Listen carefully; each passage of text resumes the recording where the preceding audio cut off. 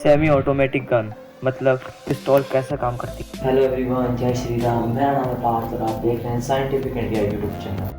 अलग अलग बंदूकों में अलग अलग प्रकार का मैकेनिज्म होता है, पर सभी बंदूकें एक बेसिक प्रिंसिपल के ऊपर काम करती हैं। फुल्ली ऑटोमेटिक बंदूकों से अलग, जो कि लगातार फायर कर सकती हैं, सेमी ऑटोमेटिक गन एक बार ट्रिगर दबाने पर एक बार ही फायर करती है। ये एक 9mm सेमी ऑटोमेटिक पिस्तौल है जो कि आमतौर पर यूज़ करी जाती है। ये एक कार्ट्रिज है जिसको आमतौर पर कारतूस भी बोला जाता है, जिसको मैगजीन के अंदर लोड किया जाता है, जिसमें स्प्रिंग और फॉलोवर इसके ऊपर दबाव बनाए रखते हैं। स्क्रीन पर दिखाए गए तरीके से इसको मैगजीन के अंदर लोड किया जाता है। मैगजीन का डिज़ाइन कुछ इस प्रकार से होता है कि कारतूस स्लाइड होकर इससे बाहर आ सकता है। मैगजीन को बंदूक के हैंडल के अंदर रखा जाता है जिससे बंदूक फायर करी जा सके।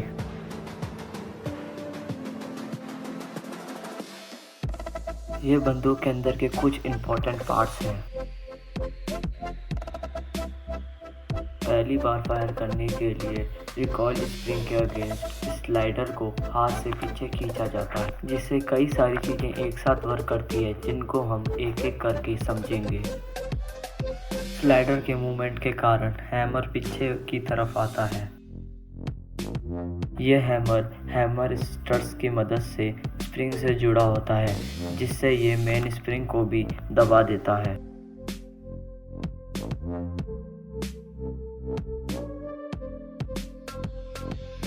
ये एक सीयर है जो कि हैमर की मूवमेंट को कंट्रोल करता है। जब स्लाइडर पीछे जाता है तब सीयर लीफ स्ट्रिंग के दबाव से हैमर को लॉक कर लेती है और हैमर को वापस जाने से रोक लेती है।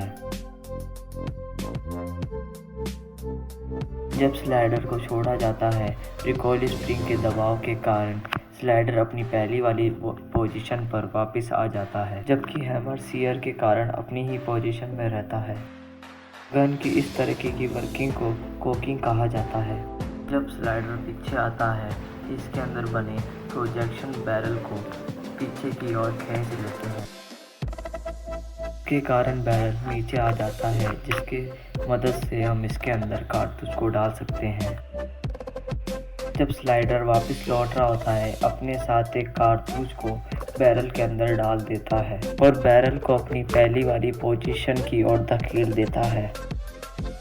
कारतूस का पिछला हिस्सा एक्सट्रेटर में फंस जाता है, जो कि स्लाइडर से जुड़ा होता है। पिस्तौल अब फायर करने के लिए एकदम तैयार है। जब ट्रिगर दबाया जाता है, शीयर डिस्कनेक्टर के माध्यम से पीछे धकेला जाता है, जिसके कारण ये हैमर से शीयर अनलॉक हो जाता है। अब जबकि हैमर फ्री है, मेन स्प्रिंग के दबाव से फायरिंग स्प्रिंग जो कि स्लाइडर के अंदर है उससे जाके टकरा देता है। बदले में ये फायरिंग पिन कारतूस के अंदर के प्राइमर को दबा देती है, स्क्रीन पे दिखाए गए तरीके की तरह ही।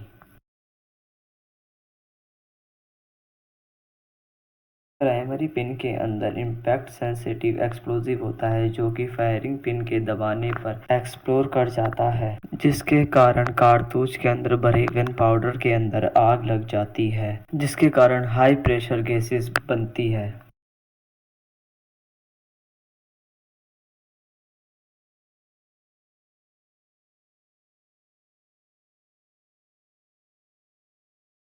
इन हाई प्रेशर की गैसेस के कारण बुलेट आगे की ओर बड़ी तेजी की स्पीड से बढ़ती है।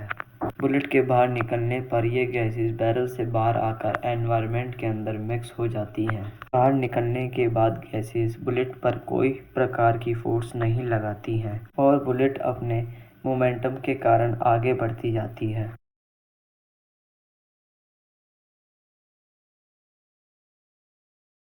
बैरल के अंदर कुछ लकीरें या खांचे बने होते हैं जो बुलेट को बैलेंस करने के लिए घुमा देते हैं। एक्सप्लोजन की कुछ एनर्जी स्लाइडर को पीछे करने के लिए यूज हो जाती है। केस या आम भाषा में बोला जाए तो खोखा स्लाइडर की मदद से पीछे आता है और एग्जैक्टर की मदद से बाहर की ओर फेंक दिया जाता है।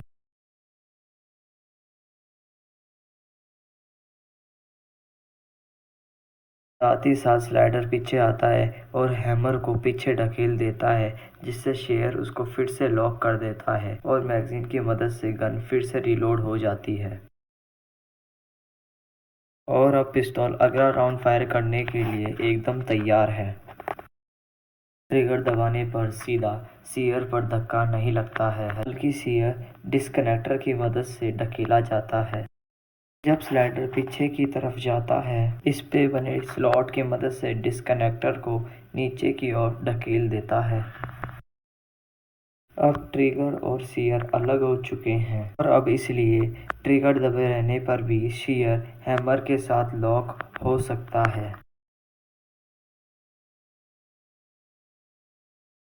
जब स्लाइडर को छोड़ दिया जाता है, डिस्कनेक्टर लीव स्क्रीन के दबाव से स्लाइडर के अंदर के स्लॉट में घुस जाता है। अब बंदूक फिर से फायर की जा सकती है। ग्रिप सेफ्टी बंदूक को अपने आप फायर करने से रोकती है। जब बंदूक को हाथ में पकड़ लिया जाता है, तब ट्रिगर की मदद से बंदूक सीयर को मूव कर सकती है।